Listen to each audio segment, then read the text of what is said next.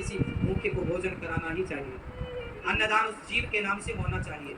आप ज्यादा ना करो तो एक व्यक्ति को भरपेट भोजन कराओ, कुछ कन्याएं बुला दो, उस तिथि पर कुछ ब्राह्मणों को बुलाकर भोजन कराओ, अच्छे कार्य करते रहो। और ये सब बता के जाओ अपने बच्चों को कि बेटा हम मर जाएं तो तुम ये सब तिथि वगैरह करते रहे ना। फिर श्राप मिला माता कुंती को कि स्त्रियों के अंदर कोई बात ठहरेगी नहीं। धर्मराज युधिष्ठिर जी ने श्राप दिया।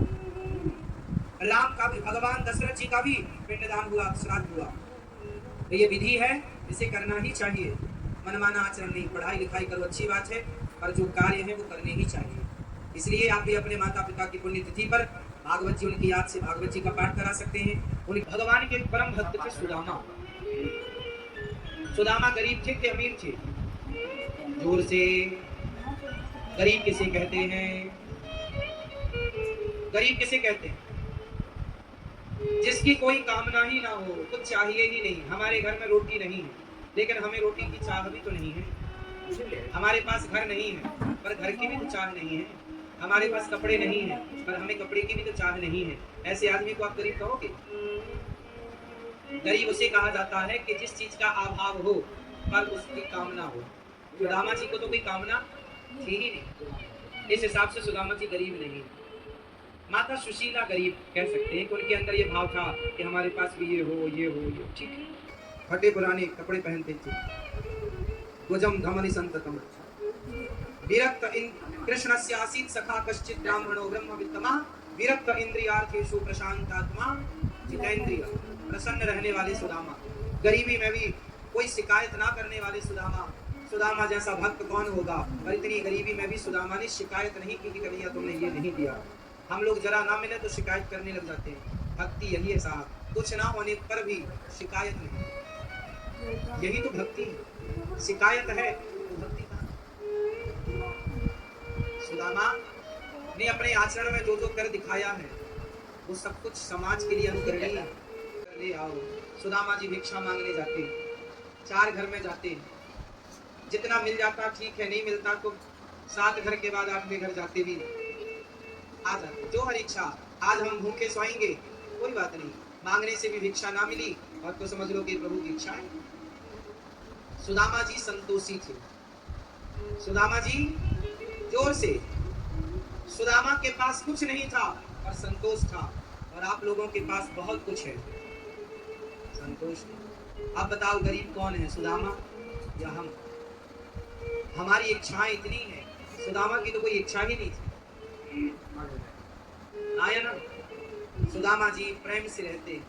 पत्नी बोली कि जाओ अपने मित्र से आज कुछ मांग लाओ ना, मांगने नहीं जाऊंगा। सुदामा जी के बचपन में ही माता पिता मर चुके थे, परमात्मरी। सुदामा जी बचपन से ही भगवान का चिंतन, बचपन से ही मित्र बन गए थे कन्हैया। कहाँ मित्रता हुई थी सुदामा की? उज्जैन में पढ़ने आए थे। सांदीपनी जी के यहाँ एक साथ पढ़े लिखे हैं सुदामा जी। आप में से कितने लोगों ने ये बात सुनी है कि सुदामा जी ने चोरी से चने खाए थे कन्हैया से? सुनी है? क्यों खाए थे?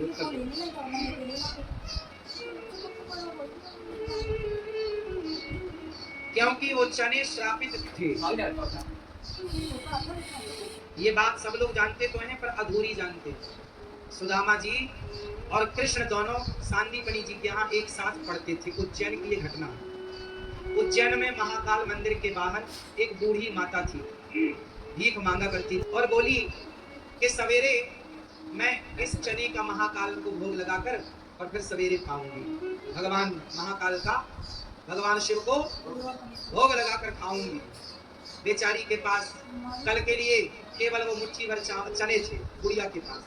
तो बूढ़ी माँ बेचारी भीख मांगती थी, किसी ने दिया होगा चने बने। भिखारियों को लोग अन्न दे जाते हैं, तो किसी ने चने दिए। तो चने तकिया के नीचे रखी, बोले सवेरे भोग लगाकर खाऊंगी। लो भैया, रात को कुछ चोर आ गए और बूढ़ी अम्मा की तकिया के नीचे हाथ डाला तो पोटली मिल गई। तो चोर कोई शराबी अराबी रहा होगा। शराबी लोग तो भिखारियों की भी चोरी कर लेते हैं। तो बूढ़ी अम्मा के बेचारी के वो चने चुराए चोर। उन्हें लगा कि बुढ़िया ने कुछ माल दबा रखा होगा इसके अंदर। द्वार पर जाके वो चने गिरे। वहां से क्षिप्रा माँ का जल भरकर माता गुरु माता वहां से गई तो उन्होंने देखा कि ये चने पड़े।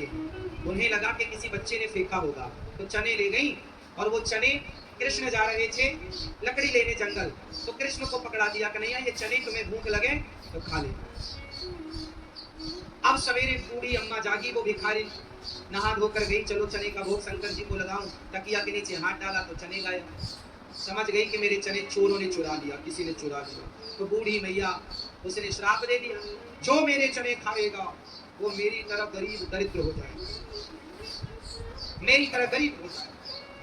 अब वो भिखारी, उसे तो उतने चने थे बेचारी के पास, वो भी चोरी कर लिए चोरों ने, श्राप दे दिया, जो चने खाएगा मेरी तरह गरीब। सुदामा जी जान गए थे इस बात को कि ये श्रापित चने हैं, सामान्य नहीं थे सुदामा, सब जानते थे सुदामा। इसलिए अच्छा आप कहो कि सुदामा जी वो चने फेंक भी तो सकते थे, श्रापित चने थे, खाए क्यों? बोले ना, जिन चने में कन्हैया का हाथ लग गया हो, प्रभु ने जिसे स्पर्श कर लिया हो, वो तो प्रसाद हो गया ना। भले श्रापित है, भले जहर है, पर मेरे भगवान का प्रसाद है। तो सुदामा ने कहा कि मेरा मित्र कन्हैया है, मैं उसे तो कुछ दे नहीं सकता, पर उसके हिस्से का श्राप मैं अपने माथे ले सकता हूँ, उसके हिस्से की गरीबी मैं ले सकता हूँ। तो सुदामा ने चने खाए और कृष्ण के हिस्से की गरीबी, कृष्ण के हिस्से का श्राप अपने माथे ले लिया।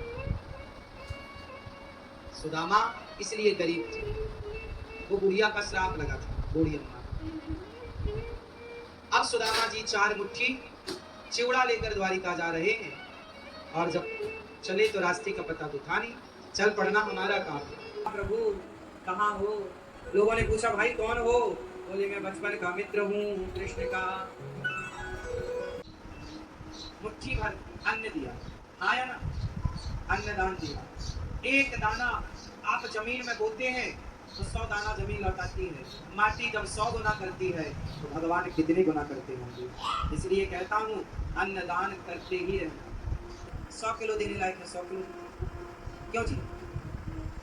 अपनी क्षमता के अनुसार